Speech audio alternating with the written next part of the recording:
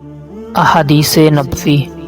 عبدالرحمن بن مہدی نے کہا، ہمیں معاویہ بن صالح نے ربیعہ بن یزید کے حوالے سے ابو ادریس خولانی سے حدیث بیان کی۔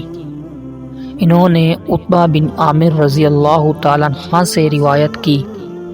اسی طرح معاویہ نے کہا، مجھے ابو عثمان نے جبر بن نفسیر سے، انہوں نے عقبہ بن عامر رضی اللہ تعالیٰ عنہ سے حدیث سنائی۔ انہوں نے کہا، ہمارے ذمے اونٹ چرانے کا کام تھا۔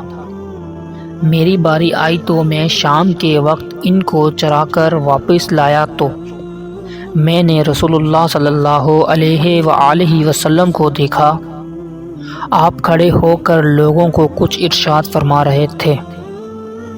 مجھے آپ کی یہ بات سننے کو ملی، جو بھی مسلمان وضو کرتا ہے اور وہ اچھی طرح وضو کرتا ہے، پھر کھڑے ہو کر پوری یکسوئی اور توجہ کے ساتھ 2 رکعت نماز پڑھتا ہے تو اس کے لیے جنت واجب ہو جاتی ہے۔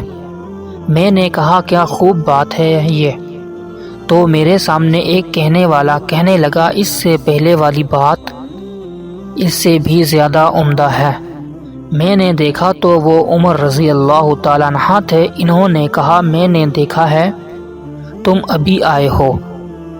آپ صلی اللہ علیہ وآلہ وسلم نے اس سے پہلے فرمایا تھا، تم میں سے جو شخص بھی وضو کرے اور اپنے وضو کو پورا کرے یا خوب اچھی طرح وضو کرے، پھر یہ کہے، میں گواہی دیتا ہوں کہ اللہ کے سوا کوئی معبود نہیں اور محمد صلی اللہ علیہ وآلہ وسلم اس کے بندے اور اس کے رسول ہیں، تو اس کے لیے جنت کے 8 دروازے کھول دیے جاتے ہیں، جس سے چاہے داخل ہو جائے۔ صحیح مسلم حدیث نمبر 553۔